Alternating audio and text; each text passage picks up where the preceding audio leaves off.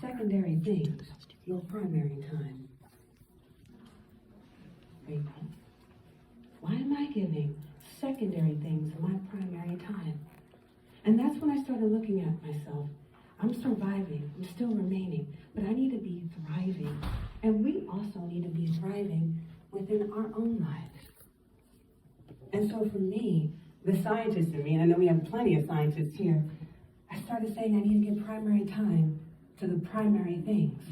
If I want to be thriving, I need to start making that what's my primary. And I said, okay, all right.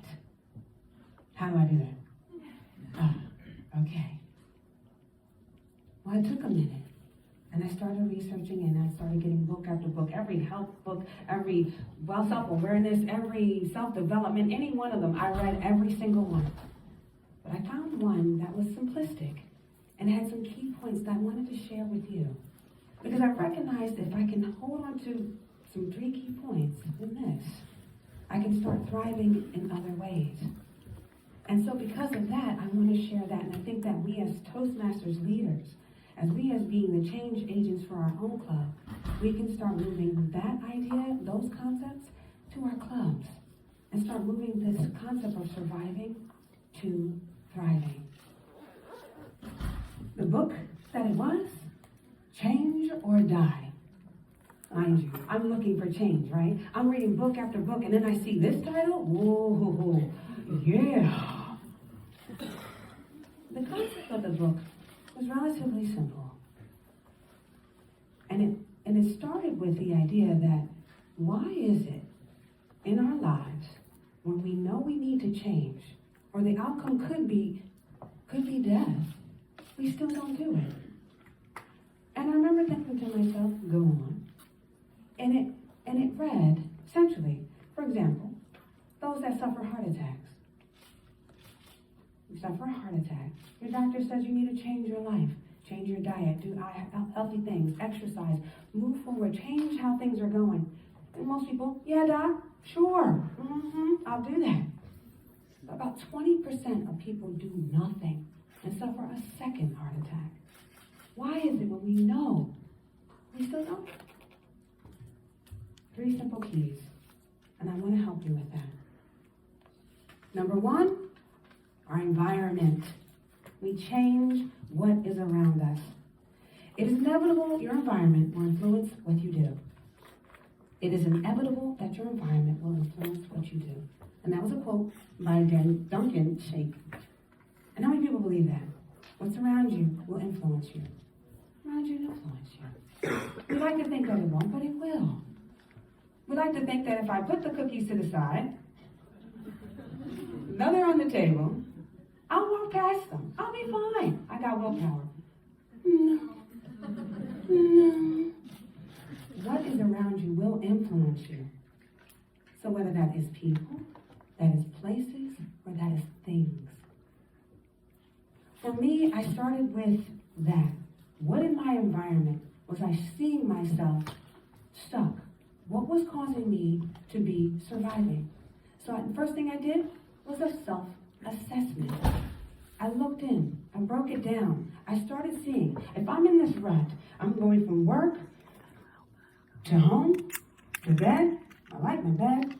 Home is, I could change that maybe. Maybe I could change my location. But what about I could change my work? 33% of my time, if not more, was work. And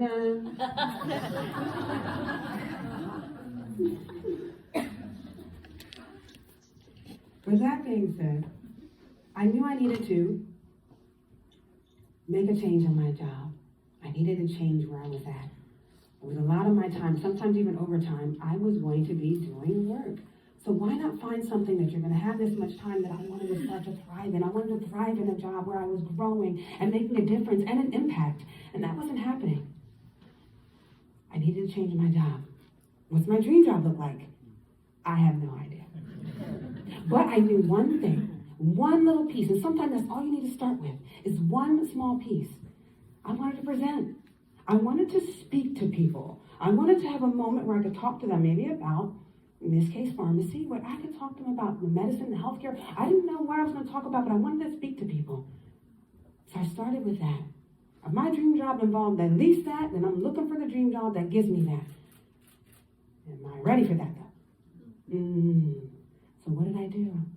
I researched. We do that and start looking at how do I become a better presenter? How can I be someone that can speak publicly effectively? Toastmaster. Go on. I found a Toastmasters club that was diverse. I kept looking. I went from place to place. It was like a date. No, thank you. What's the next one? No, thank you. I'm looking for that right fit. And I found my club. Voorhees Toastmasters. It was diverse. I liked the fact that it had different ages, races, ethnicities, jobs. It was a community club. No shade to the corporates, but it was one that was in my environment. It gave me a wide range of diversity of jobs, cultures, everything. And I welcomed that. I loved that part. And I recognized that that's where I was needed to grow. I needed to change my environment around the people around me to be other presenters, other people that could motivate me. And you know the saying, if you want the particular, better yet, dress for the job that you want and not the job that you have, right? Because I want to be there, so I want to practice my presentation skills. And even though I don't have this moment yet, I will. I'll be ready when it comes. I signed up to work with a dynamic mentor, and this, I truly believe, made a difference. I remember my first speech, and it was over Zoom, and it wasn't too bad, because Zoom was a safe place, because you're only looking at the camera. And when I got done, I had my mentor give me her first evaluation. My speech was, I think, 3 to 5 minutes that I remember speaking about with Presentation Mastery. And when I tell you she had a 15 to 30 minute presentation PowerPoint that she then relayed to me, I said, are you kidding me? Is this what we get? She had put so much more time in giving me feedback that I said to myself from that point on, there's no way I'm going to let her put in more work than me. No way. How many people we got that have mentored people in your clubs? Have we had some people that mentor? Thank you. Because it makes a difference. You never know.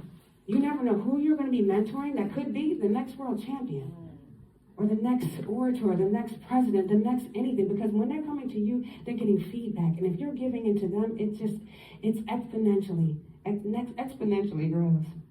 So please, mentoring it made such a difference for me. I got myself around the people, I got myself around the place, and I started networking within the club. Talking to people, finding out more, not just showing up, but stayed after a little bit, a few minutes. Had a conversation to get to know the people around me so that way I felt more comfortable when I spoke to them. If you know a little bit about the people around you, it made it easier to have a conversation. It made me easier to present. It felt more like home. So now my club, that's home, that's family now. But it gave me an environment where I needed to reassess. I would like to look into that now, into our Toastmasters. What is it we need to do in terms of setting up our environment to be an effective and having thriving clubs? They say we do a club self-assessment. If we're thriving, why are we thriving? What are the top things that we need to be doing? How do we make sure there's a succession plan going on for when the other people or people move on or move forward, or when certain officers are leaving? Are we having a succession plan? And if we're not thriving, if we realize that we are surviving, what is it that we need to make adjustments on? I was watching it was a Toastmasters Leadership Institute. It was in another district. Lance Miller was their guest speaker. And he broke down what were some of the top 3 reasons why clubs fail. Number 1, he said, nobody owned the club's success. We got everybody here knowing we need to be better, but no one's trying to say, I'll help to be better. He says, so no one owning the club's success. Number 2, why clubs fail? People not signing up for their pass. Do we know anything about that? Got any VPEs over here? VPEs? And then we don't promote, was the 3rd. We don't promote. How many people think that's VP, Vice President membership? Relations, yes, by VP of Public Relations. Where are we promoting? Why are we not getting the message out? And so if we take some of these moments and we start to say, where are we thriving? Why are we surviving? And sometimes just having a data dump with our leaders, or recognizing what's going on. Let's just throw it out here. Let's see what we can make some adjustments on. Let's start what we can do change about our environment. There's also a thing to assess, I think, when it comes down to our physical environment within our Eagle Club. Are we looking at when our meetings are? Are we looking at when our times are? Have you ever heard a story? I think it was I'm sure I'm going to be adjusting it a little bit. It was a story about a young girl. She's making I think it was a bundt cake. She takes the recipe, everything's going, and then right to the end, before they put it in the oven, you take a third of it off, and then you put it into the pan. I'm like, what's going on? She's like, why are you doing that? Someone, because she was with a friend of hers, and she said, why are you doing it? She said, that's what my mother always did. She says, well, why do you do that? And she said, I'll call my mom, and I'll explain and find out why do we do that? We take a third off. So she calls her mom. And Mom says, you know what, I've been doing that for years. I know I taught you that. But that was because your grandmother did it. She said, okay. She calls Grandma. Grandma, why is it that we get to the end and then we cut a third off? Why is that? She says, oh, yeah, it didn't fit in the pan. Are we doing something that's so antiquated and we're realizing it because it fit for then, but it's not working for now, and it's just a matter of just making some adjustments? Are we having our meetings on Monday because James, that was 20 years ago, had his daughter's recitals on Monday, so we realized we had to make it on, that's what happened. Are we really assessing where the need and how we can make some adjustments? Are we doing why don't we take a year and start playing around with some of the dates and times and clicking out and see whether or not that works out? What can we do? Are we setting the room up different? What can we be changing? How we do our agenda? Maybe put this here, that there, make some slight adjustments. Of course, you have your evaluation after the speech. But other than that, what can we do to make some changes to it, to bring some brevity or bring something light to the meetings? And of course, connecting with other leaders. I have a quick question, and please, do we have clubs that are thriving here? That we will say you're a thriving club? Excellent, yes. And are there clubs that are not thriving? Did you see the people with their hands up? Don't, just say them right next to you. If a club is thriving, nice good hand held high. And for those of you that were, you're not too sure, and even you guys with the hands up that you know you're lying. Look over to one of the other ones, maybe they're not lying. Take a minute, look around. Those are the people you want to try to connect with during lunch, during your break. Get some information exchange. You may very well all know each other here within your district, but there might be somebody that's like, you know what, I could connect with you. Let's start to work and see who can be around that has thriving clubs and thriving moments. And then, of course, again, like I said, network within other clubs. If there's other things going on with other clubs, we can meet up with them. The number 2 big one is our plan. And I know we have some type A people here. We're scientists, and so you're having some type A's here. We have all different kinds. What we need to do is have a plan, and that means write it out, clear steps, and details. Details. As many details as possible. So we're looking at this. We're looking at the environment. Now we're looking at our plan. For me, the plan was simple. I followed presentation mastery, and I followed it to the T. I started with my icebreaker, and each and every assignment, I made sure I gave it my all. I wasn't writing a speech in the middle of the day in the afternoon and gave it that evening. No, I took time. I wanted every speech to matter because, as I mentioned, with my environment, my mentor was pouring to pour into me. And so when I had her doing an evaluation, I wanted to be sure it was worthy for me to grow from. I wanted to grow. I saw this as how I was going to become some sort of master presenter. I was going to do something with this, and I knew that if I gave it my all, really committed to the plan, something was going to be different.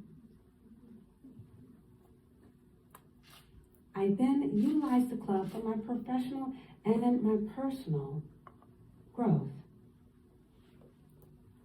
During my pathway, it was my level 3 that made the difference.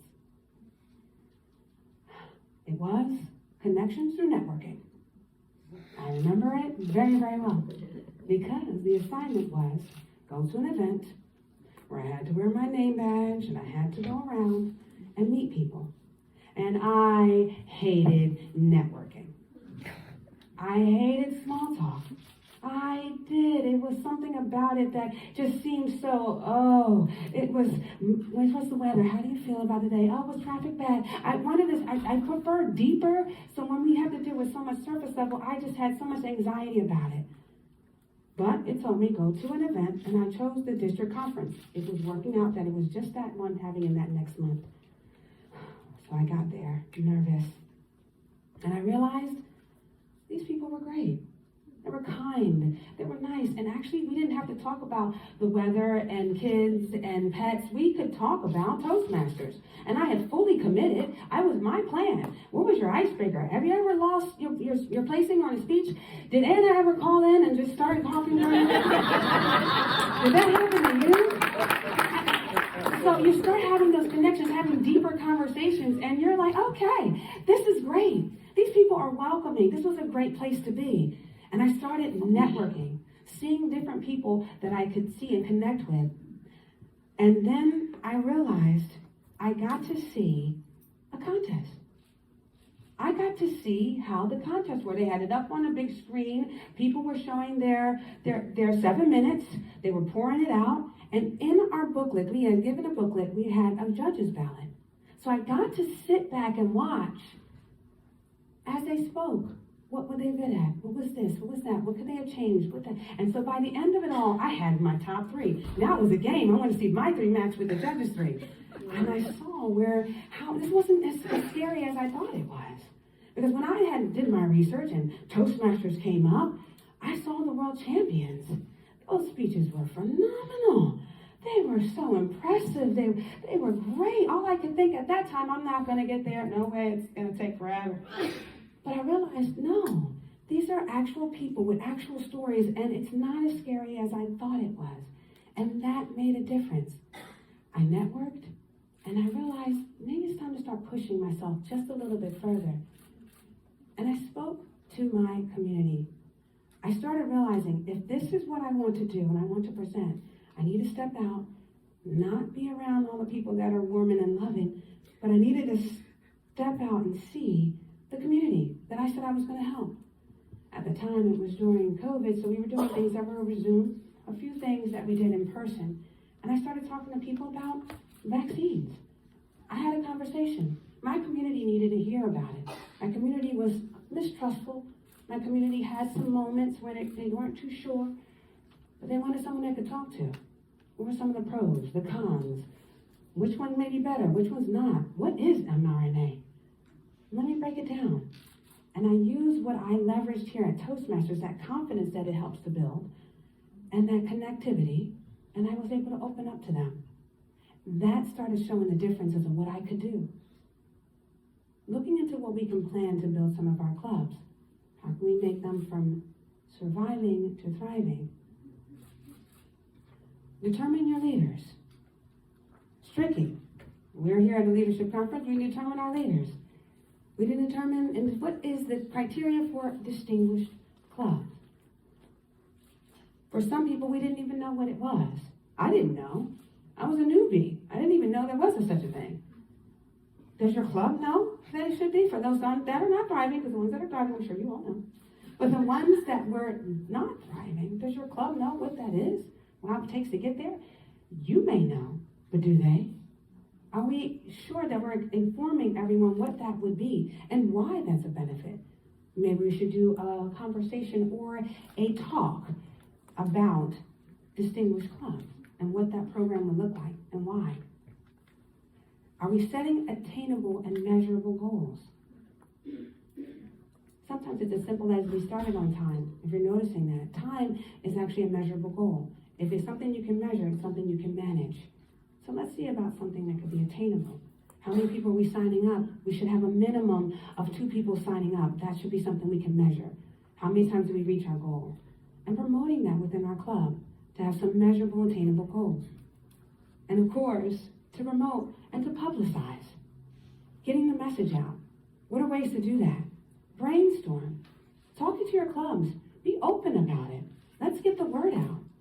Are we doing in local communities? What are we doing? Even in the corporate setting, are we doing emailers? What are we doing to let people know this is where you want to be? This is where this needs to be. And of course, seeking help from Windows and Toastmasters. As we saw, the people that raised their hands, they've got a plan. They've done it before. Let's not reinvent the wheel. We can reach over to the other ones that we have by our sides, and that's fine. And those that raised your hand, if you saw someone not raising, go up to them. Don't make them have to make the first move. You can say hi. That's something we can do. Reach out to see where you can help. I've noticed your club, what's going on with your club? You surviving? You thriving? Have that conversation. What's some of the things you're dealing with? No one's coming times, no one's signed up for pass. What helped for you? And the most important, best but last, is the identity. You have to become what you want to be.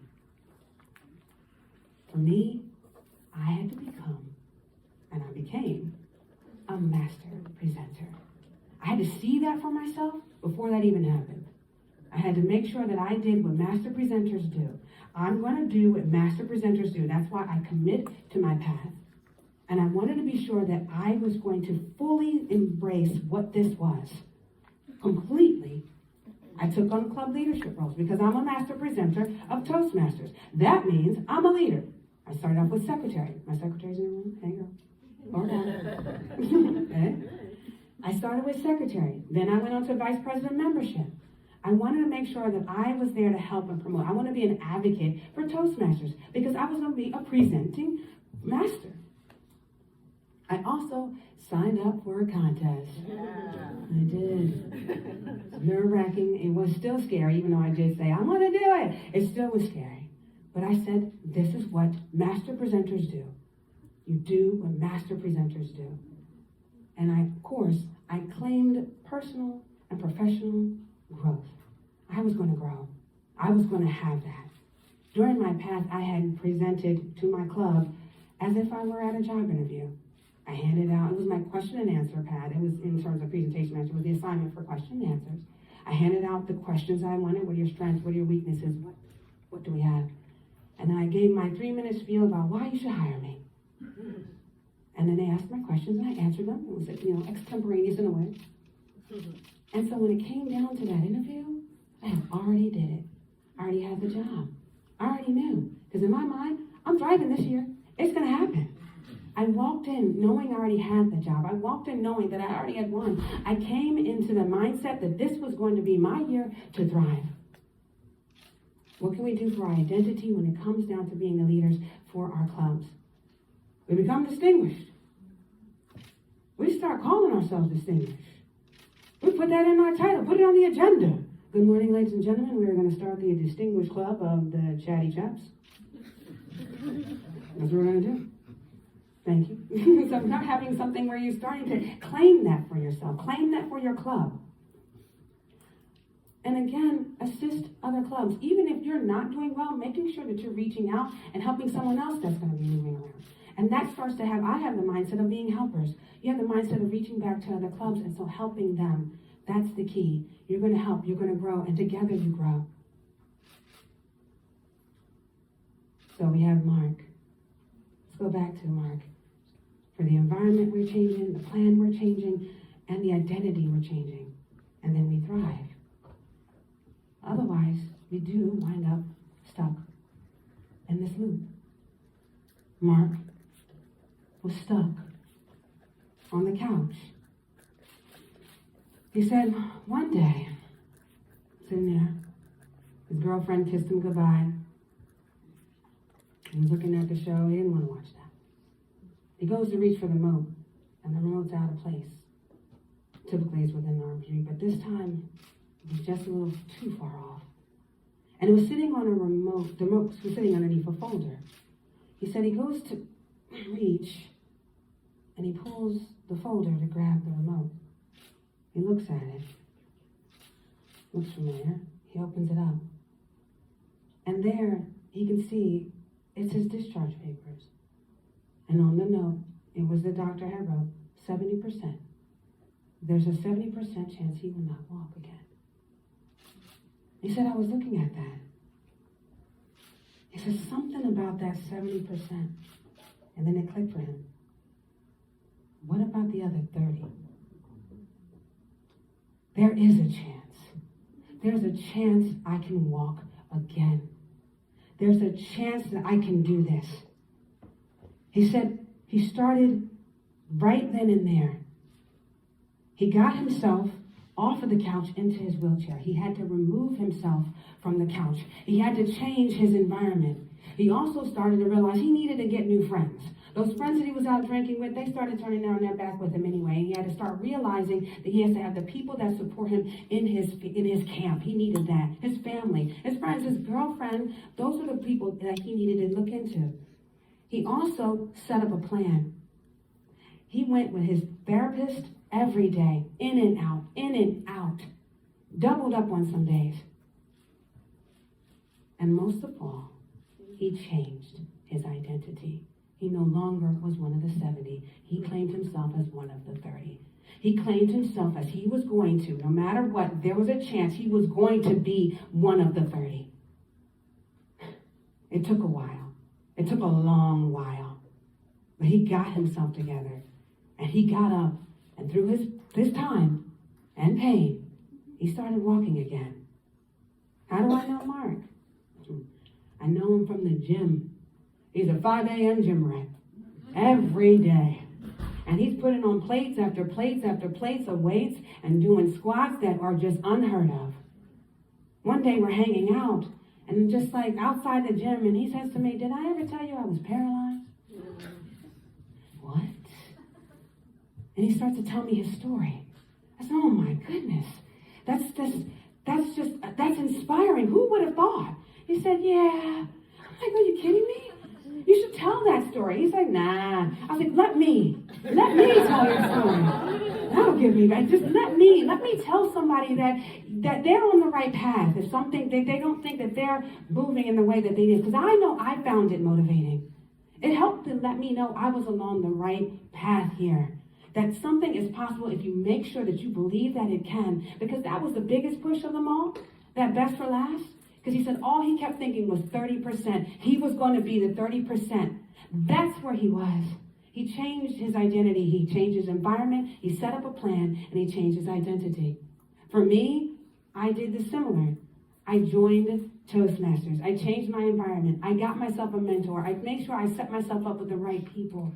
I set up a plan, followed presentation mastery. I followed it to the T. I started networking, taking on roles, fully engrossing into what this was. And then lastly, I started seeing myself as thriving. I became a presentation master. And I wanted to make sure I was thriving in that, not only in Toastmasters, but I claimed it for my life. And how can we, as leaders, we can check out the environment of our own club, do a club assessment, connect with other clubs, making sure we're networking around. Set up the plan. What is the Distinguished Club plan? What are we doing to make sure that we know we're on the right track? And ultimately, let's change our identity. Aim for President's Distinguished. Let's put that on our list of what we are and who we are and how we act. And for your own personal story, this can also be implemented as truth. Is there something that you've been sitting on the couch about? Is there something that you've been wanting to do? Is it travel? Start a book? Whatever it may be, lose a couple pounds. We all know that there's different things that we want to do, or be more athletic, or be more wherever you want to be. There's something that maybe you're sitting on. Think about it. Where in your environment